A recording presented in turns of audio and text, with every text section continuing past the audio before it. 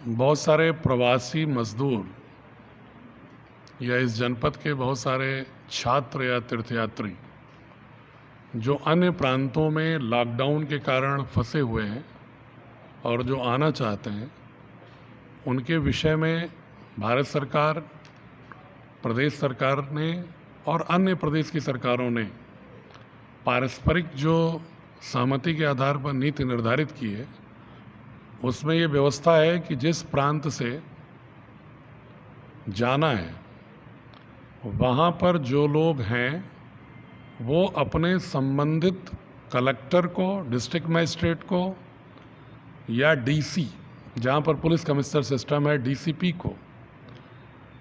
वहाँ के control room में नोट कराएंगे कि मेरा नाम ये है, मेरा एड्रेस ये है, मैं यहाँ रहता हूँ और मेरा एड्रेस परमानेंट फला प्रदेश का फला जिला है। उसके आधार पर वहाँ के कलेक्टरों द्वारा जो सूची निर्मित होगी,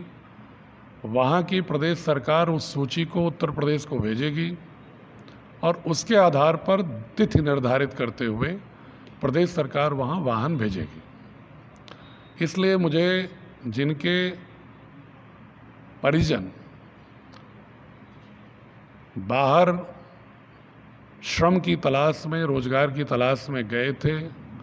लॉकडाउन में रोजगार के अभाव में या आर्थिक तंगी के कारण अपने गांव, अपने घर, अपने शहर वापस आना चाहते हैं आजमगढ़,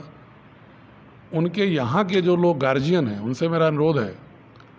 कि अपने परिजनों को बता दें कि अगर उन्हें यहाँ आना है तो अपने कलेक्टर को जरूर नोट करा दें, जहाँ पर वो रह रहे हैं वहाँ के कलेक्टर को।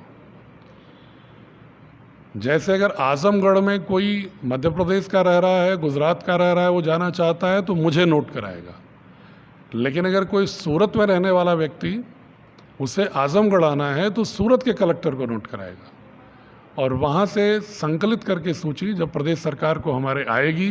फिर प्रदेश सरकार उसके ट्रांसपोर्ट की व्यवस्था करेगी और वहाँ की सरकार उनका स्वास्थ्य परीक्षण कराते हुए जो ट्रांसपोर्ट के योग्य होंगे उनको भेजेगी और फिर इस जनपद में आने के बाद पुनः उनका स्वास्थ्य परीक्षण होकर के आवश्यक निर्णय स्वास्थ्य विभाग के विशेषज्ञों के आधार पर quarantine, home quarantine, institutional quarantine जो भी करना होगा वो किया जाएगा। इसलिए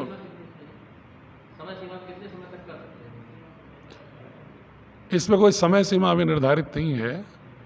लेकिन तत्काल नोट करा दें। और एक मैं आंकड़ा आपको बताऊं कि हमारे यहाँ भी वैसे भी जो मेरे जनपद के आजमगढ़ के रहने वाले लोग दूसरे प्रांतों में हैं, वो प्रायः अपनी समस्याएं बताते रहते हैं। प्रतिदिन कम से कम 250-300 फ़ोन आते हैं। उनमें ज़्यादातर लोग आने की बात करते हैं, कुछ लोग वहाँ पर भोजन की समस्या की बात करते हैं। मैं उनके परिजनों को बताना चाहता हूँ और अगर वो सुन रहे हैं तो नहीं बताना चाहता हूँ कि उनकी जो भी समस्या होती है प्रतिदिन मैं उसको संकलित करके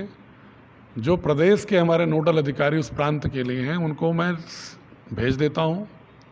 और वो वहाँ के उस प्रांत के नोडल अधिकारी से वार्ता करके सलूशन कराते हैं। जो लोग आना चाह रहे हैं कायदे से उनको अपने जहाँ रह रहे हैं वहाँ कलेक्टर को नोट कराना चाहिए।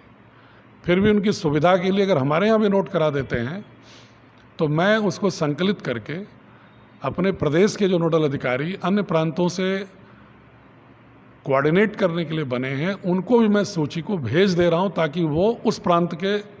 कलेक्टरों को सूची भेज दें। लेकिन सही व्यवस्था ये है कि इस प्रोसेस में डिले होगा, इसलिए आप जहाँ रह रहे हैं अपने कलेक्टर को सूचित करें संबंधित डॉक्यूमेंट जो मांग रहे हैं उसके साथ, ताकि उस व्यवस्था को सुचारू रूप से, सुव्यवस्थित रूप से किया जा सके।